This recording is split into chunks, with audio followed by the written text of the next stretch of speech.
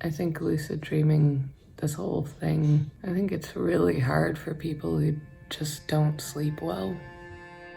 Yeah. So we just spent a month learning how to lucid dream, and it was intense. It was kind of crazy. Not at all what I was expecting. What is lucid dreaming? Okay, lucid dreaming is essentially when the dreamer becomes aware that they are dreaming. So it's like you wake up in a dream and you're not actually awake. It's really amazing because all of the sensations that you are having in this dream world are the same as like in real life. There's 3 reasons why, in my mind at least, someone might want to try lucid dreaming. The first is infinite freedom. You can do anything. You can fly, you can teleport, you can try to sleep with celebrities. Reason number 2, more time. You have 2 hours of REM sleep a night. That's sleep in which you have the potential to lucid dream. 2 hours a night is 6 years if you stack that up over the course of your life. Reason number 3 why people might like lucid dreaming is you can achieve some sort of clarity on a problem that you've been working on. You can actually work through it in your dream. Turns out lucid dreaming has been around for a really long time. There's evidence of it going all the way back to ancient Egypt. Don't know why that was so hard to say. Ancient Egypt. It was common among early Buddhists. Plus, there's a lot of famous lucid dreamers like Michel Gondry and Nikola Tesla and Richard Feynman and Salvador Dali. And actually, Aphex Twin, who's one of my favorite musicians, said that for Selected Ambient Works Volume 2, which is this amazing record, he said he dreamed a lot of those sounds in lucid dreams and then woke up and tried to emulate them in his waking life, and that's how the sounds on that record got made. So Jack has been lucid dreaming for a while, like since college, and I had never had a lucid dream. So he wanted to learn more about lucid dreaming. He got really into it, and he got this book called A Field Guide to Lucid Dreaming, and I thought, you know, why not? We could do this together. It's more fun if you're doing it with someone else, right? For the first couple of weeks as we were getting into the book, reading the history, nothing was really happening. We started keeping our dream journals. We started doing dream recall, which we'll get into, but we weren't really having lucid dreams. And then one night on a trip while we were away, it happened.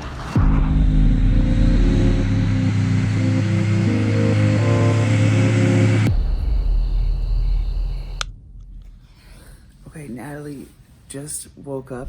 We're in a hotel in Omaha. We're here visiting the Patreon office in Omaha. Natalie went over there to write in her dream journal. I didn't know what she was doing, but then I heard her come back and I was like, what are you doing? And then boom.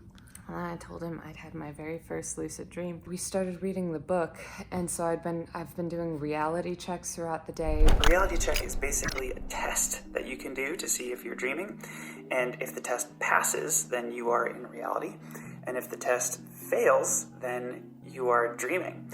And it's a way to wake up inside a dream and have awareness that, in fact, you are dreaming. My reality check is that I look at my hands, I count all 10 fingers, and then I try to push my thumb through my hand. And then I went back to bed, and this was at 4 a.m., and I was like, oh, this might be a really good opportunity for wake back to bed.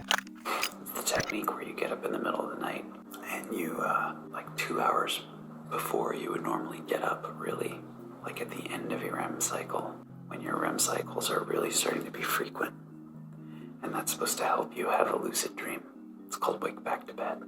And I told myself, I am aware and lucid in my dream. And I just kind of kept repeating that as I was falling asleep. So I ended up having another dream, and I saw a car out the window. It was a station wagon, and I realized from my last dreams that I dream about cars a lot. And so I thought, oh, that's a dream key. Once you're writing in your dream journal a lot, and you get used to remembering your dreams, and you write down your dreams all the time, you start to notice patterns in your dreams. Things that exist a lot in your dreams that maybe don't really exist in your real life. I've noticed that I'm often at my childhood home in my dreams. So my childhood home is a dream key. And when you read through your dreams, you can start to see what your dream keys are. And so one of my dream keys is my childhood home. I just spilled coffee all over myself. That's like an indicator that I might be in a dream. So I did my reality check and I looked down at my hands and my hands looked weird. And I just instantly was so happy because I knew I was in a dream. I was flying to San Francisco and I realized it was taking too long and that I should just teleport there. So I thought about the Bay Bridge and I closed my eyes and I opened my eyes and I was at the Bay Bridge. But it was different. There were people walking up and down the sort of tall part. It was like a walkway. At a few points, I definitely told the dream to stabilize because it was getting fuzzy. In a lucid dream, there's this thing that you can experience called fading, which is when you start to, you start to fade and you stop becoming lucid and you're about to wake up. In the dream, if you focus and shout, stabilize, stabilize, you can actually get back in the dream and get clarity in the dream. That really works. So anyhow, I ended up in a room that was like a mall and it had a bunch of doors in it that said different things on them. And one of them even said something that looked like Norwalk. And I was like, oh, would I be going back to my childhood if I went through that door? And I remembered from this book I was reading that sometimes it's okay to just not choose where you want to go. You can just open a door and let it take you wherever that is. I went through this other gate where they were boarding a flight and there was this big white, like muscular dude at the door, like letting people into the plane. And I saw that first class was on the lower deck and I really wanted to go and check out first class, but this guy stopped me and was like, you need to go through here. And I was like, okay. So I went through the regular door and it turned out that it was like a nightclub. It was pretty packed. And I realized that the guy who was with me was Channing Tatum. And that was exciting because at that point I realized that I could have sex with Channing Tatum if I really wanted to. and so he's showing me around and introducing me to these people, and there's this one group of like really cool girls and he's trying to like get me on the guest list so that I could go to their party later. Turns out like I'm not cool enough for first class in my own dreams and I'm also not cool enough for after parties. I think I leave the plane and then I think I try to get back to the plane and I'm like, fuck, I left Channing. And I'm like, I can just think my way back to him. So I close my eyes and try to think my way back to Channing Tatum, and then I wake up. We will have a good conversation about this on camera, but not now because it's 7 a.m. We can just lay in bed and cuddle for a little bit. That's the plan.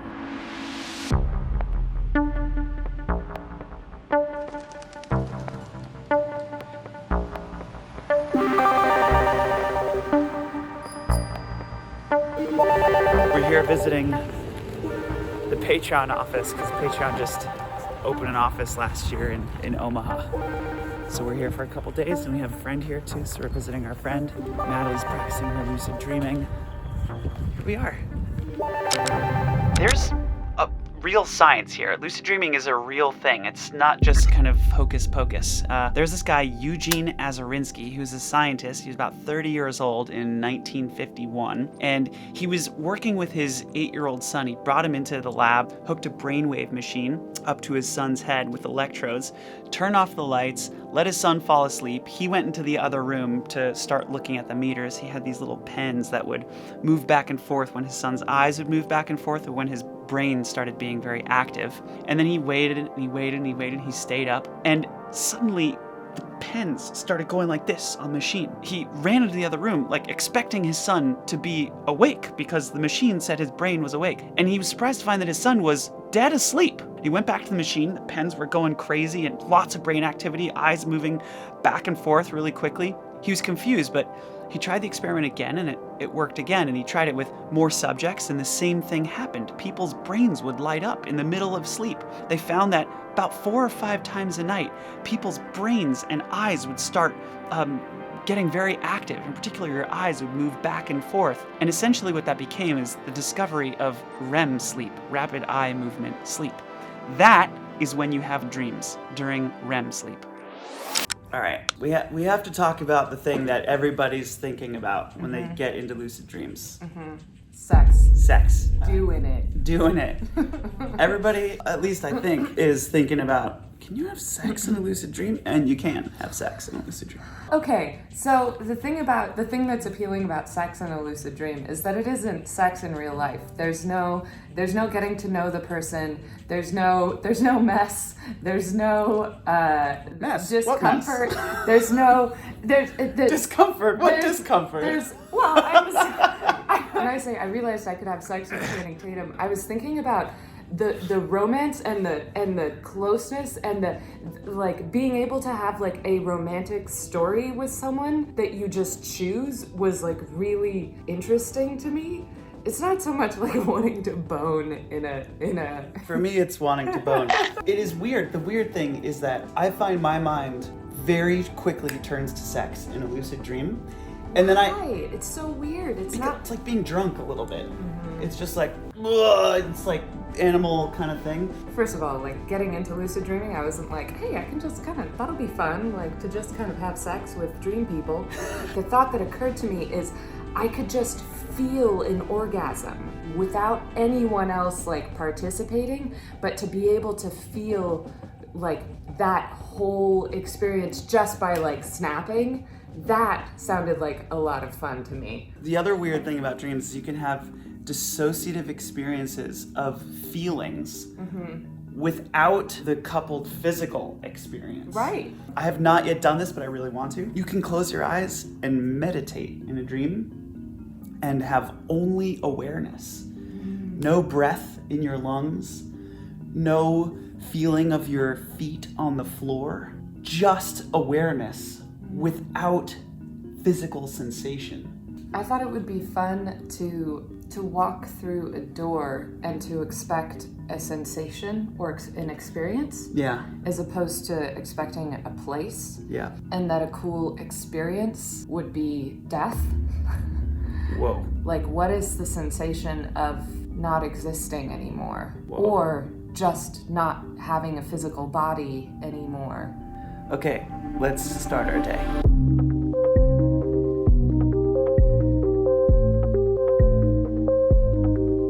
My pinky toe.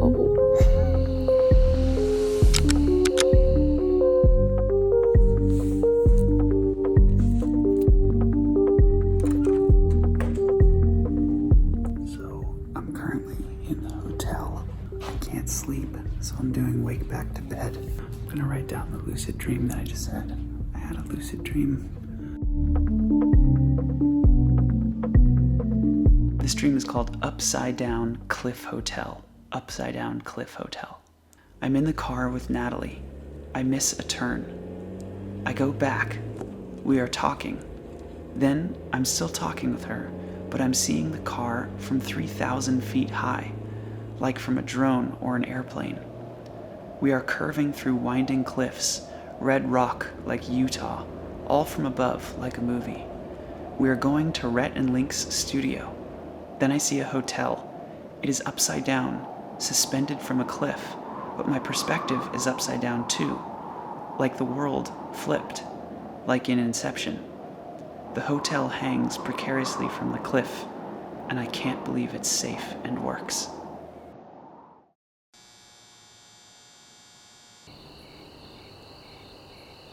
I'm in a post-apocalyptic world trying to get somewhere, but it all feels pointless. I make it back to the camp and give birth. I don't know what happens to the baby after this. They're trying to get me to drink a potion made of whiskey and something that will make me forget the journey. I don't want to forget, even though it's been terrible. I feel like it's important to remember. I keep asking people if they took the potion. Most of them don't remember, which means they did. I talked to a woman, General, and she didn't take it. We're trying to eat dinner at the camp, but we have to relocate because strange caterpillars are all over the ground and climbing onto people. Okay, then more stuff happens that I don't want to talk about. But yeah, I still remember having the conversation with this woman, General, and she said something like, I don't have the luxury of being able to forget. And I really resonated with that in the dream.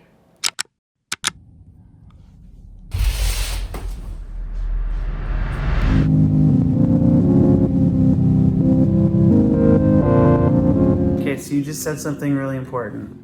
So I have trouble sleeping. The one night that I was lucid dreaming, and I woke up at 4 a.m., I stayed up for an hour, wrote down my dream, went back to bed, and then I had a lucid dream, and then I got back up and I wrote down my lucid dream. But all of that was like eating into my sleep time. And last night, I woke up at 4 a.m., I had dreams, and I was just like, I need a good night's sleep. And so I did that, and I had a really good night's sleep. So it feels to me kind of like it's hard to do both. Like, I can't have a good night's sleep and lucid dream. Well, I feel like it's not necessarily one or the other all the time. Like, don't feel like you have to write down every dream because you'll just get sick of it and you won't sleep well, and that will be bad.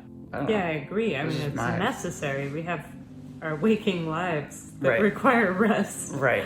So, like, we have to sleep. Right. Yeah. Yeah. Okay. Just had a music dream. A band was playing. Boom, boom. Except on the downbeat, there was a little dog, a little brown dog, and when you would touch the dog would go, oh. On the 5, oh, boom. Yeah, that was it. That's a stupid fucking dream.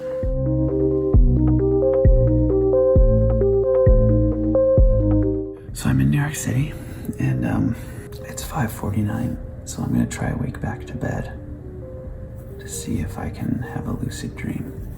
I forgot my dream journal. I'm on this like 10-day trip. I was in Omaha, and then New York. I forgot my dream journal, so I'm bummed about. So I haven't been writing down my dreams. I wrote down one dream on a piece of a hotel pad. I need to stay up for another 20 minutes or so.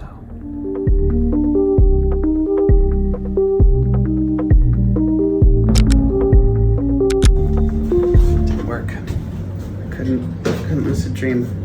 Every time I started to see an image, I just got really excited and woke myself up. It's like right at the beginning, lucid dream, right at the beginning of the imagery, I woke up, so I never fell asleep.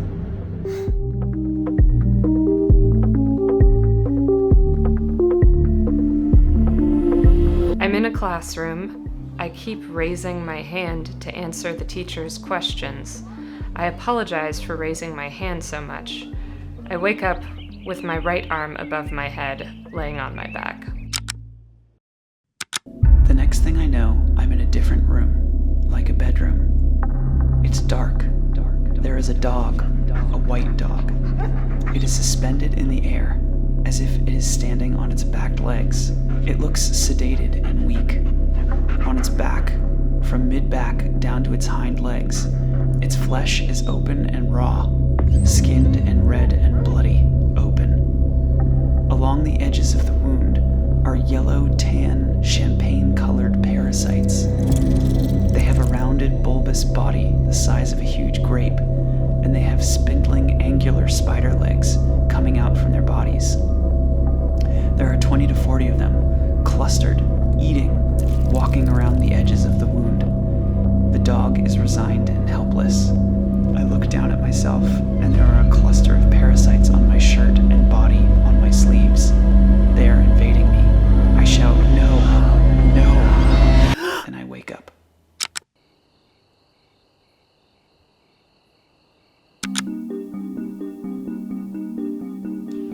So we're doing wake back to bed. It's about 4:15 in the morning. I'm gonna read over my dream signs. I've got my dream journal here. I'm gonna read over my dream signs and focus on my intention. I think I still want to go to the moon, but I don't think I'm gonna do that.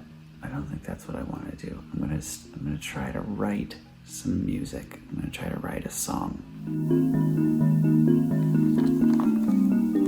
One thing I'm noticing reading over my dream journal is a lot of these dreams start with me in a car with Natalie, and then I miss a turn. I'm gonna lie on my back because supposedly that really helps. Oh, that's how I normally go to bed. Yeah. Okay. Here we go. Let's go on some adventures.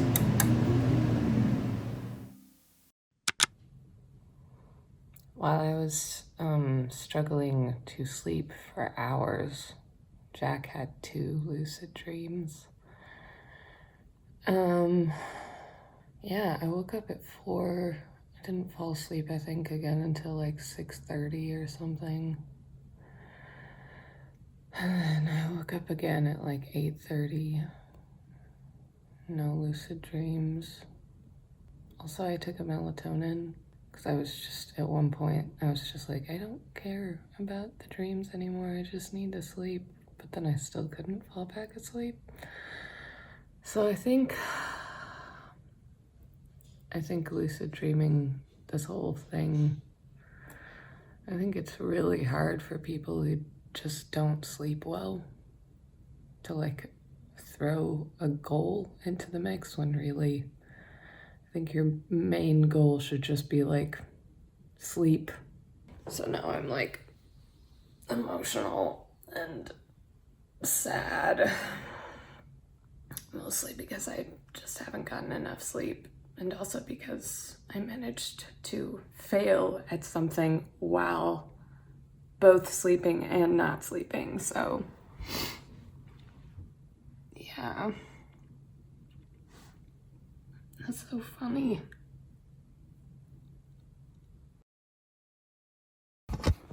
Okay, I'm trying to remember the melody. It was bum ba dum, bum ba dum, but I was playing the wrong chords. Bum ba dum, and then I don't remember what that chord is. Bum ba ba bum bum bum. No, that was the note. Bum.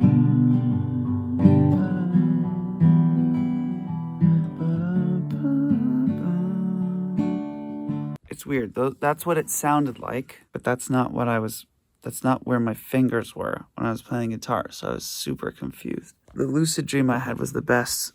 It was the most detailed lucid dream. It was so cool. I had 2 of them. I haven't written them down yet because I wanted to remember that melody, so I'm afraid I'm going to forget the lucid dream, but it was so detailed and cool. Okay, so I'm just going to read sections of this lucid dream because now I've written it down. So earlier, I don't remember the order of these things. See, this is where I wish I stayed in bed and just remembered the whole order. But honestly, the lucid dream was so long. Okay, I find a few broken guitars. I remember that my intention is to write music. So I pick up one of the instruments, but the neck is broken off where the tuning forks should be. Like, I'm trying to play it, but like the neck is literally missing, and it's just like, I try to fix it by imagining it fixed. So I'm looking at it, I'm just like, this guitar is in my head. And so I just start to like imagine a full guitar with tuning forks and everything. It doesn't work. I close my eyes. I say, when I open my eyes, this guitar will be fixed. I count to 3. 1, 2, and after I say 2, I feel this kind of jolt. And in my mind, I'm like, that jolt was the guitar getting fixed. Like, I expect the guitar to be fixed now when I'm opening it. Because I remember in the book it says, like, you have to expect it. If you don't expect it, it won't happen. You have to believe it and expect it. And then I open my eyes, and it was a beautiful, full, fixed guitar. I know the neck has been fixed. I expect it to be fixed. I open my eyes, it is fixed. I start playing and singing. I was playing chords that were the wrong finger positions, but I remember what it sounds like. So what I'm going to go with is what it sounded like instead of what my finger positions were playing.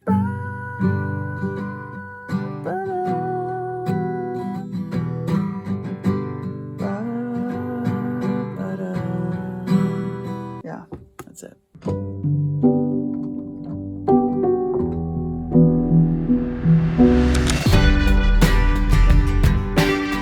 The sun is coming up.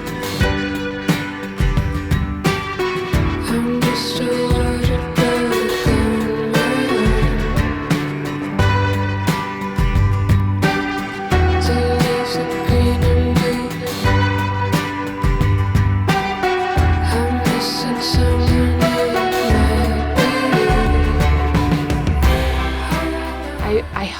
someday I sleep well enough that I can invest in lucid dreaming. But right now I don't feel like I should prioritize it. But you're gonna keep going. I'm gonna keep going, but I'm just gonna relax a little bit about it. If I was at a 10 out of 10 before, in terms of, I'm gonna be at like a 5 out of 10. I'm just gonna think about it before I go to bed and then relax, and if I don't have one, that's okay. That's how I'm gonna approach it from now on. But yeah, I wanna make art. I wanna make cool things that you can't even make in real life.